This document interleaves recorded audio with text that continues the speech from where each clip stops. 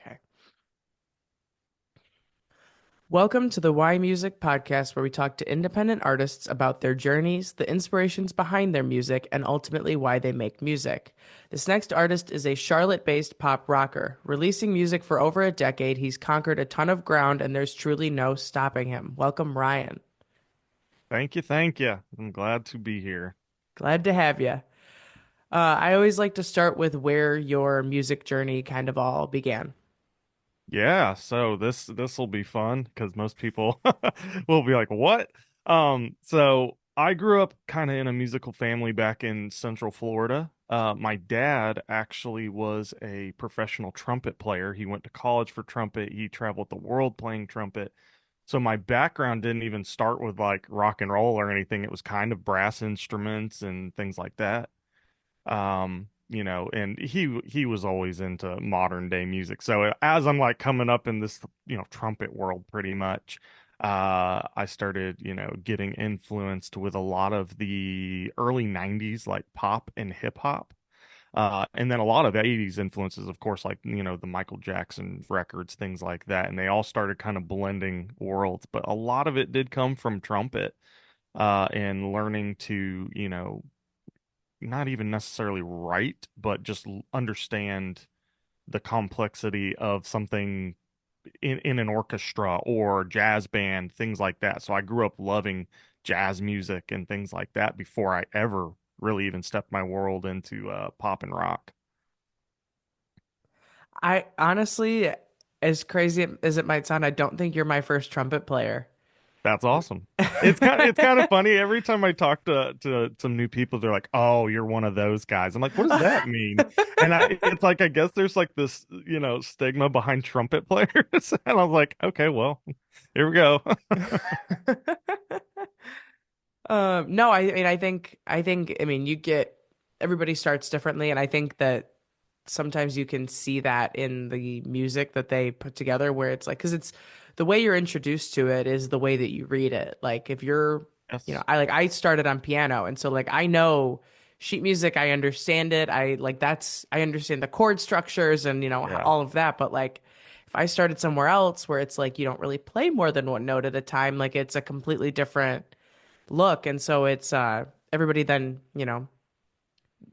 just like everything else, you can't filter out your own experiences when you're like doing something like that. And so it's Right. like you just kind of have this you're writing music through a trumpet player lens, it's like whether it's your Oh play yeah. whether that's even anywhere in the vicinity of the instruments that are being played, it's still there in some way, shape, or form. So it's Yeah. always interesting to see how origin stories lend themselves to, their actual like catalog and Yeah. Well, everything. well, and it's kind of funny because I can remember some earlier memories of, I mean, my dad was a huge pop fan and modern rock fan from like, I was born in 1988, so I got a little bit of the 80s right at the end. And my dad would just always play popular pop songs and stuff, but play trumpet over them for fun. And so like that's what I would hear throughout the house all the time. And then I still remember we'd have like talent shows with my elementary school, and they would always like bring my dad in to close it out and play trumpet to a pop song or something. And so I was like always in that world of blending, stuff. So it wasn't like just traditional trumpet, it was funk and pop trumpets and stuff, which have lended into my music now. Anytime I can pop in some like brass instruments into a song, I'll do it in a heartbeat. Like I love it. Yeah. No, that's really cool. It is 100% what you kind of grow up playing, and and especially if you're hearing it in that way, you're not hearing it in this like traditional sense. Right. It's in my opinion great. I might be biased because I was the same way. The first real song I learned on piano was Someone Like You by Adele, but Oh, there you go. Yeah. so Oh, it's like absolutely. when that's the kind of like initial path that you have, it just kind of opens that door even more so, which is always really cool. Like I said, especially when it's not the instrument itself being like Yes. the focal point. Like it's just you get to have that nice little like accent moment, like you said, whenever you can. Yeah. Well, and it was really cool because watching him do that, he wasn't reading sheet music and stuff. He was just going off the cuff, free, doing that. And I Yeah. think I have always applied that because even like once I learned guitar and stuff, I just taught myself everything. Like I was not the guy that was going to go to lessons. I just couldn't do it. There was nothing traditional about what I wanted to do. I was just going to teach myself everything. He taught me a little bit of trumpet, and of course, then I did, trumpet throughout like middle school and jazz band, things like that. But I never really could read the music or anything. I just like could do it by ear or just make up stuff. And I think that really did help, in all honesty, with writing and whatnot. So, I mean, from my earlier days being exposed to just kind of off the cuff music, making it up and being imaginative, it really did help become the artist that I am now, being able to write like songs that I really want to write because they're just coming from that place of imagination, Yeah. and just free flowing all the time. Yeah. So on that same note, how did you kind of start writing, pieces of music that turned into songs that then kind of turned into an artist project? Yeah, yeah, yeah. So, oh goodness. I always say the first time it ever happened was my parents homeschooled me for 1 year. Just 1 year in eighth grade, and I was so mad because it was my last year in middle school. And I was like, I can't believe you're keeping me at home. So I that was the year I taught myself to play guitar. Like I was just so bored, like literally out of my mind. And I remember picking up the guitar and just learning every Blink 182, Newfound Glory, or Sum 41 song I possibly could. Just, going with that stuff. And eventually I started writing my own little pop punk songs, and I remember my first band was me on guitar and vocals, and I had two drummers. No one could play bass. No, two drummers at the same time, and me, and I think we were called like Alien Impact or something silly. But we would just play covers of like Blink 182 and Finch, and then every once in a while we'd just play one of our own. So that was kind of like my intro into songwriting because I was literally out of boredom is where it came from because I was just stuck at home all the time and I didn't get to, be with my friends that much until after school. So that's kind of where it started. And then my real first band that we were writing songs and we started playing shows and everything came around ninth, 10th grade in a band that I joined. And then from then on, I mean, we were writing songs like crazy. And I was in that band for gosh, 4 or 5 years, I think, and we played all over Central Florida, North Florida, places like that. But that's kind of where songwriting began, was just in my bedroom, eighth grade, bored out of my mind. Sometimes that's all it takes. Sometimes it just Yes. is, there's nothing else sitting in front of me. The mind wanders. Yeah. It went to I mean, if it went to a place that's gotten you this far, like that's not a, that's, that's a silver lining in the homeschool of That's things. true. Yeah, that's very true. It's like so I never everyone's like, "Oh, so you just hated homeschooling?" Like, I'm older now. I'll say that I enjoyed it for that year because it gave me what I am now. Like Yeah. that was the year that everything switched over and I actually pursued it, kind of thing. Yeah. No, I mean it's I love when things just happen like on accident like that and then just Yeah. turn into this, it's like you feel like you're going this way, you're on this trajectory, and then it's like there's this one little like thing faintly in the distance that just kind of catches the Yeah. corner of your eye and then becomes everything. Yes. Yeah, absolutely. It just develops on its own and I think that's where a lot of the creative beauty comes from. Oh, yeah. Absolutely. It's just life happening. That's all it is. It's Oh, just it is. life is Yeah, it's happening and literally then that's it. Yeah. Yeah, I wish it was said more like what you just said all the time, is literally like the best moments and the most creative moments in our basically origin story is just life happening. That's yeah. what it is. Watch Yeah. any movie and any origin story, it's just life happening. Right. And it's the same for music. It's the same for any artist out there. Yeah. That's the whole if it's meant to be, it'll be, everything happens for a reason, all that Yeah, good stuff. So, absolutely. yeah. What do you find most often inspires your writing? Oh my goodness. In all honesty, for a little while, it was a lot of traveling. Just being immersed in different cultures. I really, really love traveling the world and just putting myself in places that should be uncomfortable, just because of language barriers, things like that. And I come back with a more peaceful mind, a little bit more inspiration in sounds, a little bit more inspiration because of the landscapes I'm around. And then a lot of the times I'm able to apply that to a past life experience or something I'm going through right then. It's a weird, I don't even know how to explain how all that comes together, but there was something about traveling this world, understanding, seeing things that you want that would bring me home refreshed every time.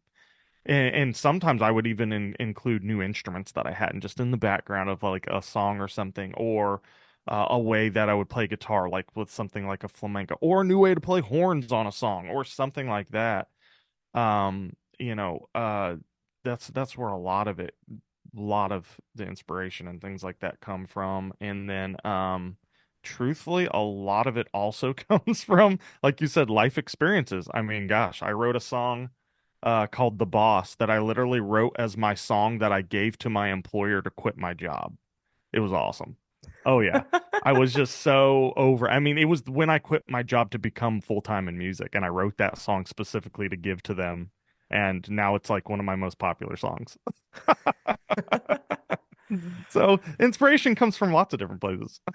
Yeah, no, I mean, that's a cool little like accent moment to have to just be like, this is just, there's more than one meaning to this, and it's, it Oh serves a yes. purpose greater than just the song itself. Yeah. And a nice Yeah. silver lining that that's like you said, a popular one. Yes. Yes. It's great. Oh, yeah, no, I hope that that's, answered your question. It might not have. I you know, like halfway.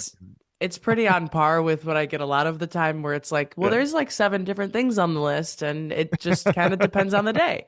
Yeah. But it's life happening. That's all there is to it, is it Oh just yeah. because you never really know. And like, I don't know if you've ever had this happen, but I've noticed this with a previous project of mine is like, I wrote songs that I just really liked and, put on my previous Yeah. album and everything. And it wasn't until somewhere in this song is finished, like maybe it's being released at this point stage, that I actually had any clue really what the song was saying. Like Yes. it didn't, like the words all made sense together, but like it was one of those like it's crafted into a little metaphor that, is not on the nose. Yes. And so it took me probably listening to it about 20 times to be like, so this is what this is really about? I am so glad you're saying that because you are only one of maybe two other people ever that I have met that Really? actually says that exact same thing as I do. Because I'm telling you, I'll write almost every song most of the time that I write. And like you said, it'll be weeks, months later that I'm like, oh, that's what I was saying. And like I loved the song, and it's like, and then you kind of step back and you're like, how did I even write that song? How did I even do it? I didn't even know what it meant till now. How did I? And it's just like weird how our Yeah. subconscious pushes this stuff out, whether we're ready for it or not. And all of a sudden, we just have this song that finally, even as us as the artist, hits us later of going, oh, that's what this Yeah. is. You know, it's great. I love that. Yeah. No, it is because it's like if I sat down and tried to write something like that intentionally, it would Yes, be 10 times worse. Like it would not be 100%. nearly as good as the thing that just like that's why they always say like you have to just like write the thing before you try and edit any bit of it because it just Yes. that stream of consciousness cannot be beat and you Hmm. just have to let it be what it's going to be, and if it sucks later then you can fix that, but like for right Yeah. now it just needs to be what it's going to be. Yes, I've got a weird thing like when I write, like you said, writing without true intention always goes very badly. It never turns out. I'm a weird one where it's like, I've got this crazy pattern where it's almost every third song I try to write ends up being a song that works, like that actually turns out good. It's like the first two I get very frustrated for some reason. They never click, they never get finished, and then it's that third song that I try almost every time it ends up being a song that gets released. I mean, that's a good like, you just need to get out a couple bad ideas and that one's going to be like it's like a Yes. good surefire way to get to a good song. Yes. Well, it's like I've met a lot of people where they're like, I just can't finish songs. I just don't know how to finish. And I think there's that. that internal battle we have every time we're writing, when we're creating our art, that you've got to break through. And sometimes people give up too quick when they just have that bad idea. And I've learned, like, if I just push through a couple bad ones, the diamond in the rough's gonna come out. It Right. will, and it'll be the authentic one, because I was so frustrated trying to force the other ones. And then the moment I stop trying to force it, the real song comes out. And sometimes I'll start pulling from those first two ideas back into the third one because now they make sense. They actually Right. were part of this song that I just made, but they were just, maybe it was production, maybe it was something just wasn't working. But by Yeah. that third attempt of something, they all just kind of come together, which is really cool. Yeah. No, it 100% is. And I also think about it in the same way of like when because like I do all of my writing instrument in hand, like at the piano Yes. or guitar on lap. Like there's no other way to do it for me. Um, well, in most cases, but I always think about it and it's like I'm always the first one to say it, but never the first one to do it in saying like just Yeah. record it and then you have it to go back to and you can catch what you didn't remember. Yes.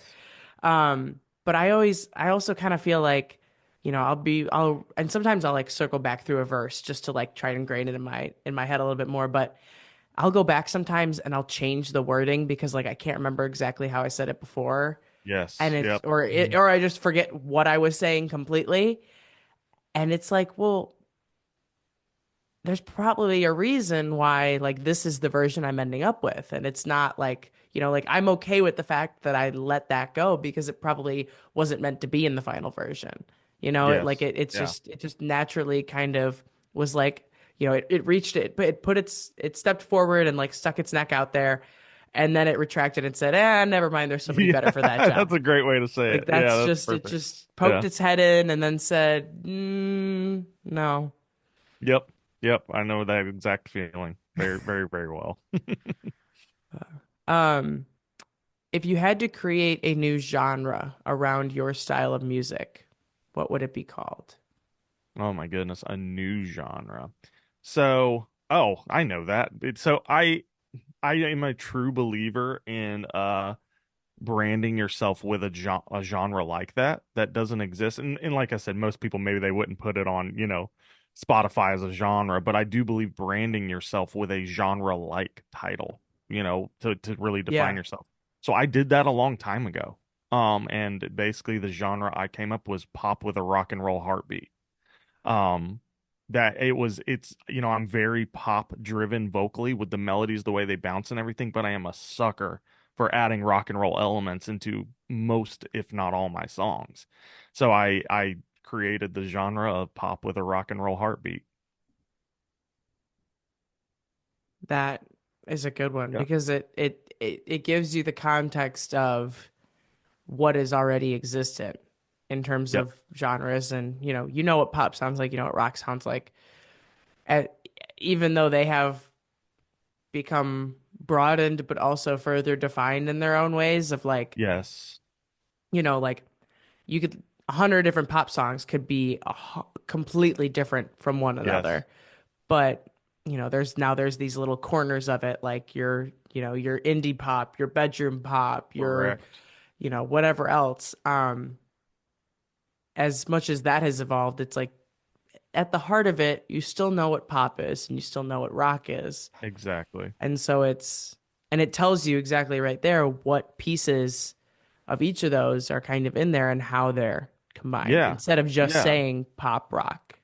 Yes, exactly. And it allows me to blend in between different styles of it, like you were saying, instead of just saying, oh, well, it's, alt pop with indie rock. Well, it's like, well, that now kind of silos me into a little bubble versus pop with a rock and roll heartbeat is, yeah, it's pop and it's got variations of rock. They're blended in different ways. I mean, I've got songs that have, southern rock in them. I've got pop, punk rock in them, pop rock in them. I've got indie rock in them, but it all still is branded in one thing. And I found that a long time ago when I was trying to break into certain variations of the industry, and now the new industry that I'm mainly in, that I had to brand myself against everybody else. And how was I ever going to break through of just saying I'm another pop rock artist? I'm just another pop artist. And the moment I did that and could brand who is the 808? Who am I as a composer even? Pop with a Rock and Roll Heartbeat was like a nice branding, and it's easy to remember after that. So I definitely, for all artists out there, I recommend and tell them all the time when I talk to them, try finding something that actually does define you in what your sound as an artist, like you're asking. So I'm love that you asked that question, because I do think it's very, very important that we all can identify ourselves in that way. That's exactly why I asked the question. Yeah, it's I it's am, it's yeah, I am very brand minded and brand forward, and I think it's you need to find a way to differentiate yourself from everyone else around you. 100%. And Yeah. not just, if you say you're a pop artist instead of just an artist, yeah, that eliminates a good portion of everybody else. But also think about how many pop artists there are out there. So Yep. what is it about what you're doing that's different? What can you say that speaks to your sound and who you are and all those good things? And so um the question comes from, like, saying it in this way comes from an artist friend of mine who her thing is petty pop. Oh, And cool. she's been Yeah. saying that for longer than the podcast has been around. But I also had her on like at some point, and so she already, had her answer. And some people have already had their answers, but not as many nearly as I would like. It's just I get, It, automatic response is always a lot of yeah. indie pop rock, like that's it. And I'm like, well, Yeah. there's we can have more to that. Like Yeah. I said new, like I've heard that before. Let's come up with something Yes. new and different. Well, and some, there's a lot of friends and artists that I've worked with now for so many years, and the one thing they always ask me is like, "How are you breaking through in certain ways?" And I always start with this. I always go, "Well, define your band to me in a few words." But the problem is a lot of people try to overcomplicate really what it is, and they'll just start going off on a like story long of what they are, and I'm like, man, I won't remember that. It's like I want you to hit me with something that you would leave me with in one sentence that I'd be like, "Oh, your band or artist, you are this," and I will always remember that because no one else gave me that. So yeah, like I said, kudos to you for asking that question all the time, because I like believe it's like a starting building block for all artists that we should have locked and loaded at all times. Yeah, And absolutely. truthfully, I think you'll become a better writer and an artist if you can define that yourself as well. No, yeah, I mean it gives you a sense of foundation and a sense of direction where it's There you go. like, Yep. if you have something that you associate yourself with in that way and you've spoken that to be like, it's basically like Nike, just do it. Like, what is your just do Yes. it? What is your tagline? Yep. That gives you some sort of direction. Um, some people lean more into the contextual side of it, like, what do I write a lot of my material about? Or what do I say a lot in Sure. my Yeah. songs? But whatever that is, it's like, how do you like define yourself, run with that, and then that's going to be something that, sticks out to Yes. people. Like, I will never forget Daisy because of Petty Pop. Like, that's just never going There you to go. leave my Right. mind. Like, It that's just it automatic. kind of rolls off the tongue too. So it's nice. Yes. It's like it's Yeah. memorable. So it's That's great. great. It's Yeah. always good to have something to go back to, your ground zero, your home base, your first step. Yes. 100%.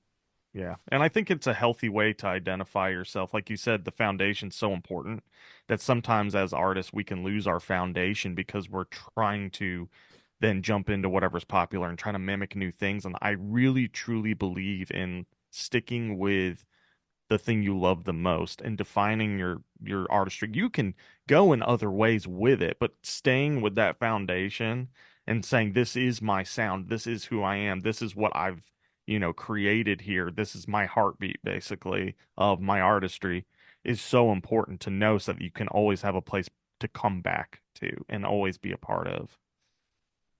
Absolutely.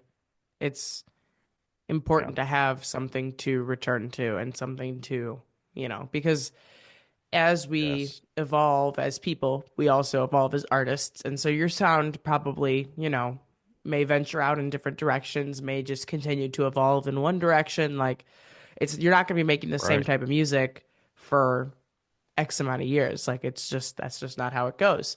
And so having Yes. something that, is either a part of your guiding light or is something that you're kind of using as your thing that you can come back to as you take these little ventures into different directions, like it Yeah. just makes everything make more sense. It takes life Yeah. Yeah. happening I to mean, life happening through a lens. yes, there you go. I mean, it's even one of those things to, stick into your foundation and whatnot. I was recently writing with another composer and artist recently, and I co-wrote three of the songs and then helped produce the rest of them for him. And the three that I actually was a part of, he was like, I don't know what it is, but I can I can tell there's an essence of the 808 in these songs, like as an artist. And I was like, I'm glad you saw that because it's like I added those little flares that are me into it and they could feel and hear it, even though it had nothing to do with an 808 song, but me as a writer, being a co-writer on that, they could feel it and see it. And I was like, naturally, that's just happening now. I don't even mean to do it. And I'm glad it is because it's like a little signature has now been written into almost everything that I'm a part of. Yeah. No, that's it's sometimes it is more natural than others, but it is always good to, and I'm sure that manifests itself and brings itself to light more, you know, I don't know if it's quicker or whatever, but like it just kind of happens a little bit more, approximate when it is Yeah, something you're aiming towards. When it's something right. it's not Yes. just you're just doing it like at natural, like it's not just you're just off the cuff everywhere you turn. It's off the cuff with direction. Yes. So then it's what that off the cuff With happens. It direction. just There you go. is it falls more in line. Yes. Well, and it's authentic. It feels authentic, and I truly do believe in authenticity with who you are as an artist and a writer. Yeah. No, that's I mean that's huge. That is your aside from having your tagline, that is your like true what sets you Sonic apart. brand. Yeah, that's what yeah. Yeah. Yeah. If only more artists understood what that means and the importance of it. Yes. You get it. I do. Is there a song that you've written that you think best embodies who you are as an artist? Sure. Cheapers. So there's a couple songs that I wrote maybe a year or two ago. And I'll pick one of them, but really I'll say it's kind of a collection because those were some of the first songs that I actually stepped out on my own and did fully on my own and everything. And I knew that they were going to have to be super raw and honest if they were truly going to be fully produced, recorded, and put out by myself. So, there's a song I wrote called Sippin' on Sunshine. And I'm a person that truly believes in just being honest with how you're feeling, who you are, what you're going through at all times.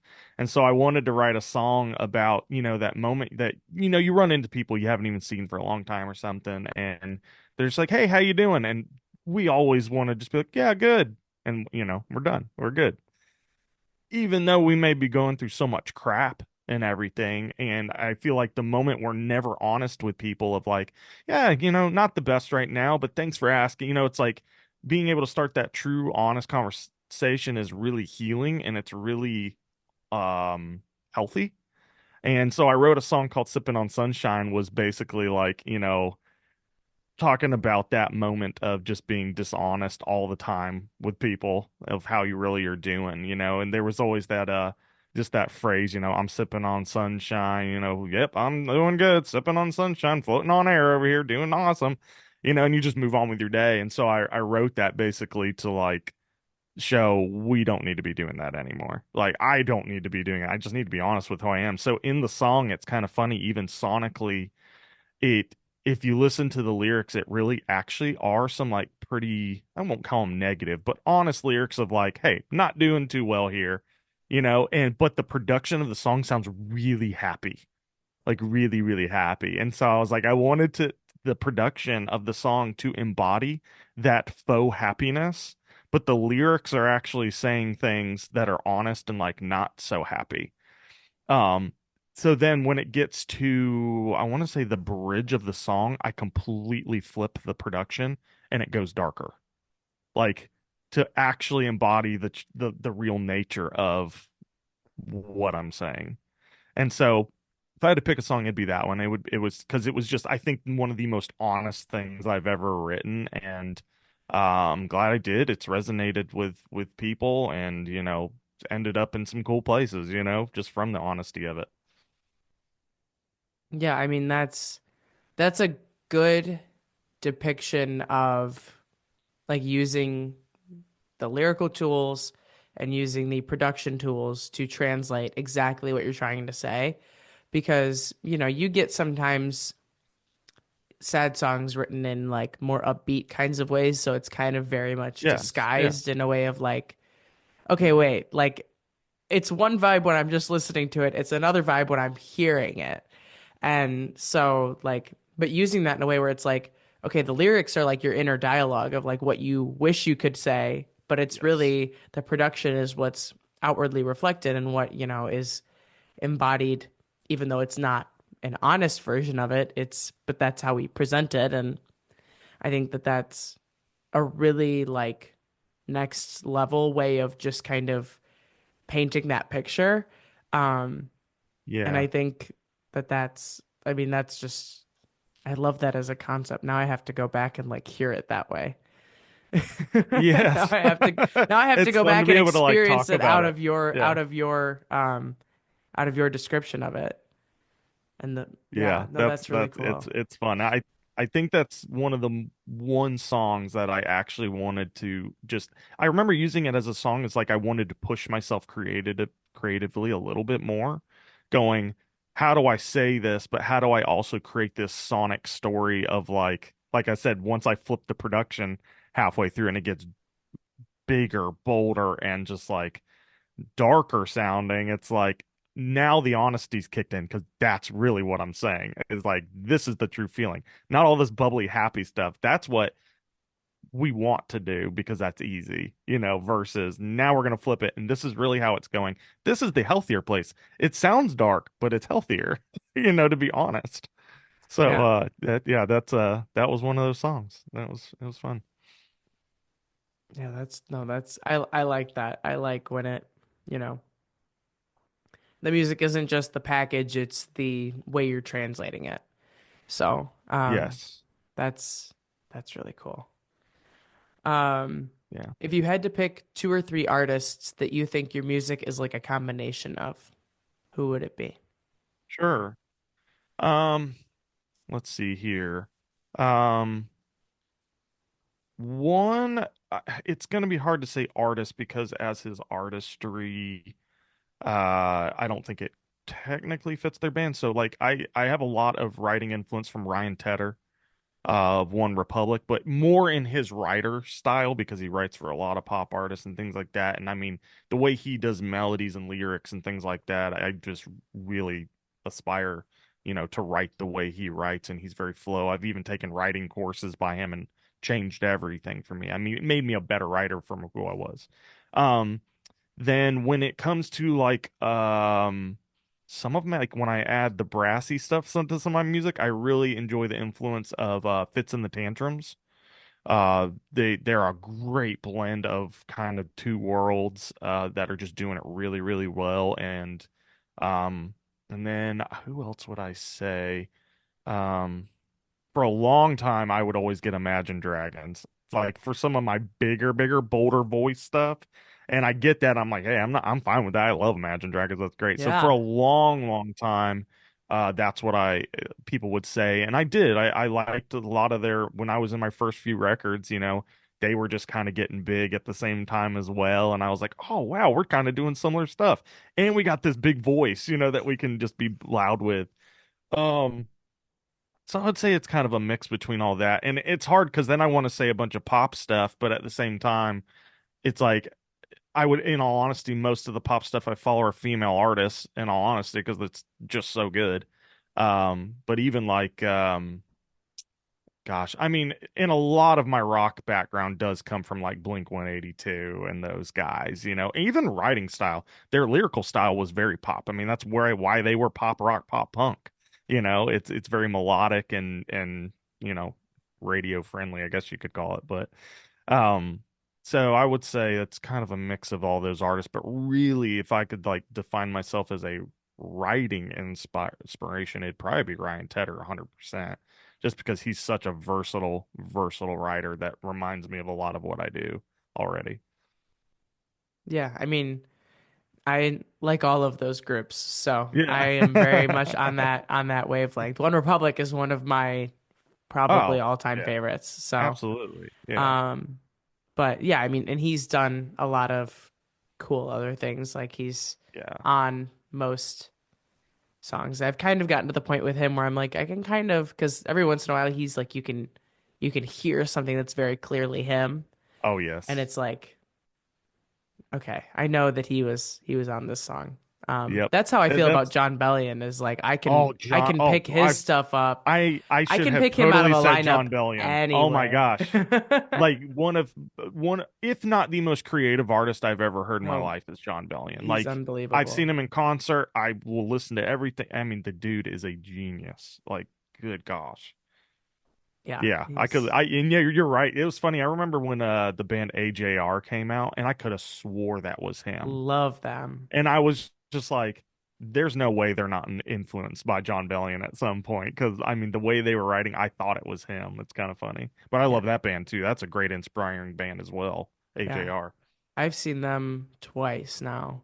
I saw John Bellion when he opened for it was, which is really funny because like this was back in 2017. I Yeah. saw Judah and the Lion, who I Oh, now wow. am a Yeah. very big fan of, and I've seen Yes. twice in the last year, and I'm going to see them Yeah. again when they're here in Winston in April. Nice. Yeah. Um, they were the like opener, and then it was John Bellion, and then it was 21 Wow. Pilots in Vegas when I was over there for a soccer tournament in high school. What It a was like freaking it lineup. just happened to be, I know, it All was major headliners now, of oh course, you oh know? yeah, all doing their own things like crazy like so that's the only experience I I need him to come out with more stuff, John Bellion, so 100%. that I can, Yeah. see him like himself live because I never got Yes. to do that. Um but yeah, I mean it's that those bands are just Yeah, it's so hard for me to ever pick like a couple just because I was like I could go down a list of people that have inspired me for years for like ever and ever and ever hmm and ever, you know. And it's always changing. I mean, even stuff there's some things coming out these days, which once again, most of it I end up finding out Ryan Tedder wrote. So, and I'm like, "Oh yeah, yeah, you're that's why I liked it. There it is." yeah. Yeah. This is the point where I take a question from last week's artist for this week's artist. And so the Okay. question from last week was, are there any songs that you've written that you just can't release and why? Like one that you've just That been sitting on that just, for some reason, it'll never see the light of day. it's so funny. I have like oh my gosh, like a folder of probably 30 songs in all honesty. And I think it's I don't know if they won't ever I there are many that will never see the light of day just because I don't think I found a way to authentically draw them into the 808s thing yet. Like because of the way I write and the way that I'm involved in like the TV and film industry now on the music side and all that, that has given me a lot more freedom to release things that I never would have released as the 808. But as an artist, oh my gosh, there's at least 5 songs that I love. I've written them. They've probably been written for 5 years. However, I will say one of those songs I did finally release, which I never thought was ever going to happen, and I released it last year called Gasoline on a Fire. And it sat on my hard drive for 5 years, like the demo of it. And I was just like, I'm never releasing this song until it can be recorded correctly. Right? Because it had orchestration in it. It was darker. I wanted the right rock band sound for it, which was a little bit, just heavier. I was like, if it can't be done right, it's never coming out. It's not going to happen. And it finally did. I finally got with the right people to help me out with that. And I surely thought that I would go to my grave with that song and be so mad that it never came out. And it finally did. So I will say there's probably a couple more, but in all honesty, that one song was the one I had been sitting on and just never thought would see the light of day. And then it finally did. So Wow. yeah. Yeah. I always try to find some way for something to be utilized these days, but yeah, if I can't do it authentically, then it's gonna sit. It's not gonna go anywhere. Yeah, I mean it has to make sense. Like don't just release Yes. something because you wrote it and you like it. Like Yeah. there has to be a and on that. You know, there Correct. has to be a justification for it. And Yeah. Well, um and I love one of the things, I don't know if you watched one of the gosh, what was it? The documentaries that Ed Sheeran put out maybe a year or two ago. And he says it so perfectly. He goes, "There's so many songs that I've written that will never see the light of day because they're mine." And he goes, because the thing he believes in, and I truly believe it too, is the moment we release a song to the public, it's no longer our song. right. It's everyone's song. It's the meanings are different. It's no longer just yours, right? So he's like, there's certain songs that will only be for me and my family ever, and I was like, that's kind of cool. I was like, that there's like you're still using your art. You're writing at this mass level, but yet there's songs that you're gonna keep for you and your family only, because the moment you do release it to the public, it's the world's at that point. Absolutely. Yeah, I mean, I think that's like whenever I go to release something, I feel like as soon as it like is released, it's almost like for a period of time I don't like it anymore. Yes. And Oh it's yeah. just like and I just went back and listened to my catalog entirely like 2 weeks ago or so. And there were songs that I kind of forgot about because I didn't really push them very much, and so they just Yeah. kind of rode under the wave. But there were other ones, and I was like, okay, I remember not liking you, but now I like you. Like it's when Yeah. you just can kind of extract yourself from it being yours and seeing it, trying to see it through the eyes of someone else, Yes. and that you just kind of get to listen to it for what it is. And then it's like, Yes. okay, this Yeah. is why I put this out. This is why I liked it. This is why I thought it was good enough to be released. This is why it's here. I'm okay with Yes. it now. Yeah. I mean, the way maybe this is healthy and maybe it's not, but um, typically, like once I release a song, I mean, in all honesty, it's rare if I go back and listen to them anymore. In all honesty, like I'm always about on to the next thing. Like I said, it was created for a reason, and I don't want to overanalyze it. Like it was created, it was released for a purpose. It had it, but I don't want to listen to it over and over and over again now that it's out in the world to overanalyze. Like Right. you said, like, oh, I should have done that. Oh, I should have changed. And it's like, let it be what it is and Right. move on to the next song. Like Yeah. move on to the next piece of creation and things like that. Yeah. Because I mean, it's, if you really wanted to, you could work on a song forever. Forever. Yes. Forever. Like there's Yeah. always going to be something that could have been slightly different, which is like it's it's when we get to the like polishing stage of things that I find it Yes. really frustrating that music is so subjective. Yep. Like I understand that there are like things that you should do and things that you shouldn't do and loudness levels and things like that that you should meet, but at the same time, it's like, well, I could do it this way, but I could also do it this way. Sometimes I Yes. just want somebody to tell me what to do. Oh yeah. Sometimes I I just want I answers to my questions. whenever I go into the final production thing, I always have one rule. I always say that I have to add one thing that's weird. Just because I want Oh, it to not be so perfect and polished. I always try to find one sound or something that I can create that is just what I call the weird element and make it cool. And like so I'll give you an example. Like my song Punch Me. Um, I really wanted this weird aspect of like the feeling of when you get punched and you go into that weird like Daisy Star moment, and someone's like, it's almost like that drunk state, right? That you see in the movies and things like that. And so I was like, how do I just create that weird element that can dictate that, right? And it's also just that weird ear candy. So I always find something to say, how am I going to make this weird? And so I found this crazy sound. I don't even know where I got it, and I just ripped it to shreds, stretched it, did all this stuff, and then like sidechained it to kind of just bounce. And it completely I think it kicks in verse 2. There's a punch sound that happens. And all of a sudden it's like "Wah, burner, wah, wah, wah," and it continues. And it sounds like someone's just in this drunk, dazed out state of being just like knocked out, half alert, that continues through the whole song. And I was like, so that's like you said, when we overanalyze the making it so perfect and all this stuff, I always try to find one element that just makes it weird. Like that one thing that throws it off just a little bit to be like, oh, yeah, okay, what the heck is that? Like Yeah. that's different instead of just like the standard old cookie cutter kind of thing. You've got to find that one thing, that stretches you a little bit when you're writing. Yeah, I agree. Sometimes I feel like I fall too much in the like very solid and structured kind of way of doing things Sure. that it's just like something has to fall out of form. Like something has to Yes. fall off beat, like just Yeah. whatever it is, something needs to not be perfect because otherwise Yes. it's just because when you try to do it perfectly too, and if there's like things that are flawed within that, it misses the mark more than if it was like that in terms of polishing at that same degree, but had a weird thing to it.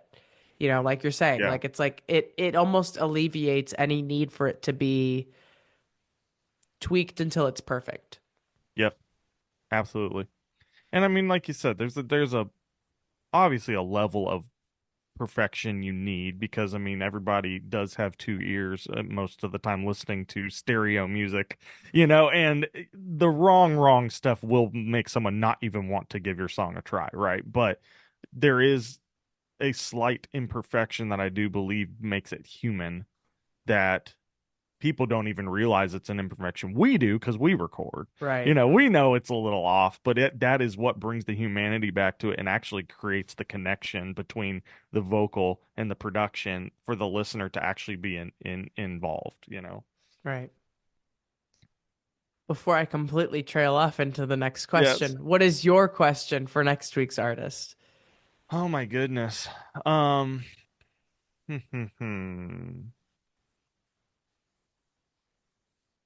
I would say, what is one goal that feels so far out of reach, and admit that what is that goal? Like, what is something that they truly believe is unlikely to happen for them? Because I think the moment we say that is when reality actually starts to come into play and things start to happen, when we actually out loud say what we never think could be a possibility with our artistry, with our songs, with our music, things like that. Because I think the moment we stop dreaming and speaking out loud of those things is the moment we stall. Yeah. No, I So agree. what's a crazy goal that they just think is outlandish and never gonna happen? Uh, what is it that you think sets you apart from other independent artists? So I truly, truly, truly believe in two things. And what I learned with artistry too is that most of us get very frustrated and we feel like we hit a wall pretty quick sometimes, and it's very easy to give up. It really is as an artist. But if you truly believe in something, there's two things that I always believe will get you to the next level. It'll always allow you to become a better person in this, because first and foremost you're a person, you're a human, and you are you know also then providing, you know, a service to other people with your art. That's what it is. So two things that I live and die by these days, which did change everything for me, is how, instead of me just needing things from everyone else, what is it that I can provide as a service to everyone else? Like, what is it, the thing that I can say, what can I do for you? How can I be of service to you? How can my music be of service to you versus, hey, hi, how you doing? Can you let me into your world all the time? And I learned nobody really wants to let you into their world the ones that are, have made it. So what can you do to be of service to everyone, the listener, the producers, the industry people, just the standard everyday person. The second is always continue educating yourself all the time. I truly believe education will launch you to the next thing. And I'm not talking going to school. I'm not talking any of that. I'm just saying continuing to learn where the industry's going. If you're interested in a sector of the industry, go learn everything about it. Find the people that are there, ask questions all the time. Always, always, always learn. I would have never ever got to be a full-time artist and composer if it wasn't for the insane amount of education that I did to make this possible. Yeah, I mean, I think when you originally said not looking at it of like what people can do for you and looking Yeah. at it, I was thinking you were going to go in a path of what you can do for yourself. Like instead of getting somebody else to do it for you, do it, figure out a way to like be self-sufficient, which on both accounts is great. Like it's a lot better because no, and this is exactly, I was telling somebody about this the other day. This is my philosophy with, I consider LinkedIn like my second home. Like I live there. I do all Yeah. of my like stuff there. It is my digital home. And I always approach conversations there of like, hey, would love to learn more about you. Would love to hear about any projects you're working on and happy to support in any way that I can. And just Right. kind of leave it open like that instead of being like, hey, I do this, this, and this. This is why I Hmm. think that this could work for you. Like any of that stuff. Cause it's like, nobody wants, like you said, nobody wants to let you into their world. Nobody wants to be sold to in that way. Nobody wants to be, because as soon as you present yourself in that kind of way, you just look like you're like you lose all humanity to it. Yes. But when you're like, hey, would love to just learn more about what it is that you do, what you're working on, like even if that is where the end of it, and I just, I get a Spotify link from an artist, I'm Yes. I'm comfortable with that because it's, it gives me the opportunity to listen to their stuff. That's all they really wanted. Yeah. Well, I Done. mean, you weren't far off. So basically, where you were saying like you thought maybe I was going to go that way, but in all honesty, that portion of it comes on the education side, because being of service to yourself is educating yourself to Right. then be of service in that area, and educating yourself to record, learn how to what's going on these days in the industry, like what are people looking for in certain aspects of the industry, what are some new ways that you can develop as an artist, like understanding how to take care of your artistry. If you want to do this full time, I mean, you got to learn the business side of things too, and you got to, go from there. So I mean, it's like, you know, being of service to others and things like that, but being of service to yourself is educating yourself so that, if someone shuts a door in your face, you go, "Oh, you know what? Okay, fine, then I'll go learn that myself." You know, Right. that's what happened to me is I was in a studio and, I was curious about the TV and film world with music. I didn't know how to do it. And my buddy was all of a sudden out of nowhere doing well. And I was in a studio recording something with him, and I was like, "Hey, let me write with you. Let me do it." And he was just like, in a nice way, like, "Why? I don't need you. Like, what would you even do for me?" And I was like, "Oh, crap. You're not wrong. Like, I'm asking you for something that you don't need me for." So I said, "Fine.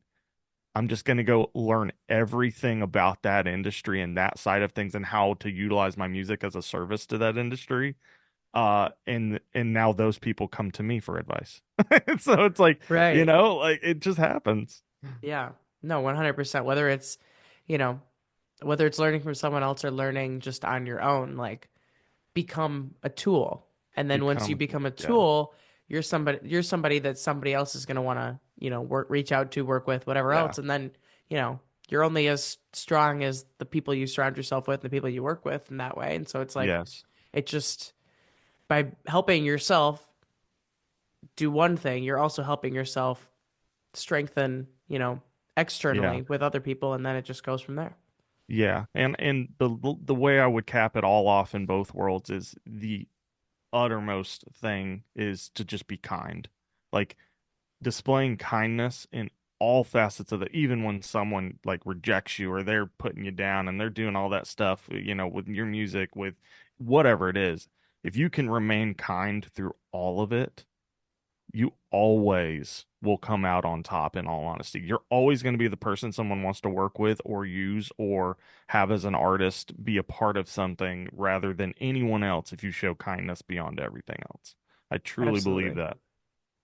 Yeah. No, I think because that's the impression you leave, regardless of what Yes. it is you do, be the person that people want to work with rather than Yes. just There it somebody is. who will do the Yeah. work. Yep. Absolutely. I mean, you could be a very starting out artist, and if you're the kindest person in the world, people will want to work with you. Yeah. Like they are going to. What impact do you want to have with your music and with your artistry?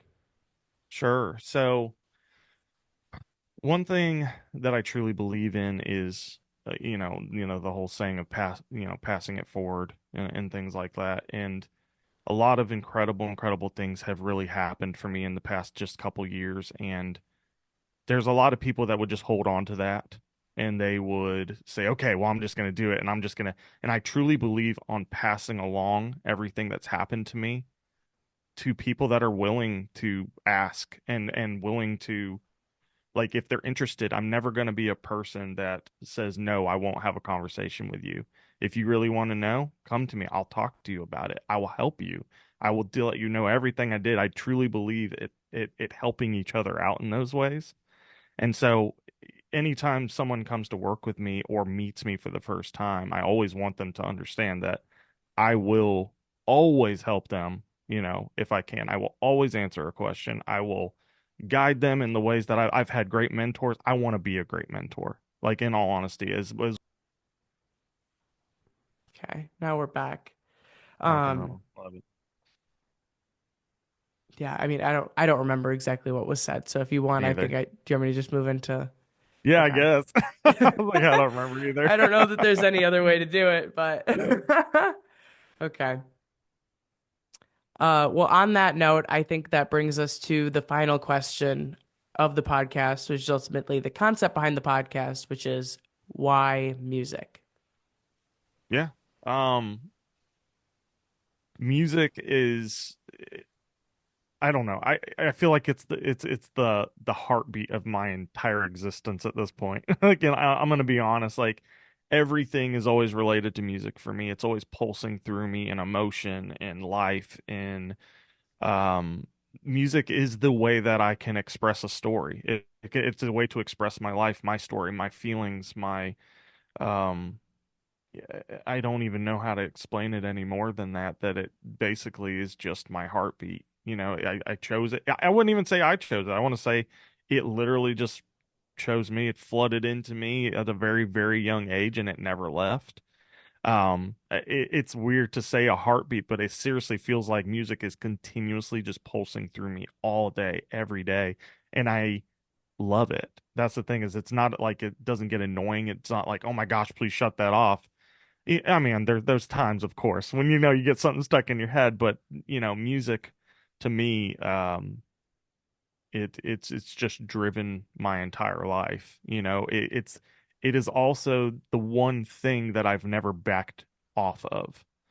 What, even in the t hardest times, I've never backed down from it. I've only pushed in deeper for it. Which I think, that's why music. It is basically a my identity in a way. It is um the way that I know how to express and also be of service to others as well. Um it's just I would not know what I would do without music, in that creative platform and being able to share that with our other artists, even like yourself, and have these conversations we're having now and help creatives, drive forward. Yeah, I mean, I think, whether the introduction to music was a choice, which, like think about it going back to those like trumpet days, if you will. Yeah, Like, look at all the people who picked up an instrument in the band and the orchestra, yeah, and look at how many of those people probably haven't touched one in 10 years, you know? yeah, Like, absolutely. it just, there's, we put ourselves in situations to have opportunities to, explore different things and ideas and interests and what have you. And we could all do the same thing, but that switch is only going to flip for a certain number of people and for Yeah. particular people as well. Like there are certain things that just that's where that those two lines connect, and that's somewhere else for somebody else, and it's life happening, and then Yeah. it's the way that life continues to happen. Yeah. Yeah, it's one of those things, I still have people to this day that I run into I haven't seen in 10, 15 years or something, and they're like, "How are you doing this? Like, how did you make this happen?" And I said, "There was no other option. Like, this was it. I gave myself no other options. This was what I wanted. This is all I've ever wanted, and I would be disservicing myself if I did not give it everything that I've got, Yeah. because this is what I love. I absolutely love it." Yeah. I mean, and it's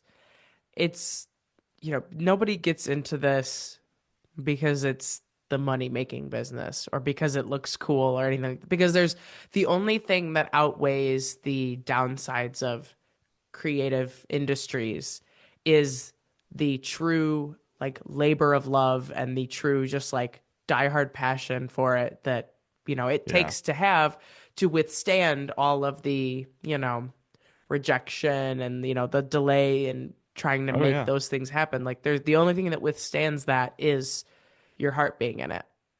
Yeah.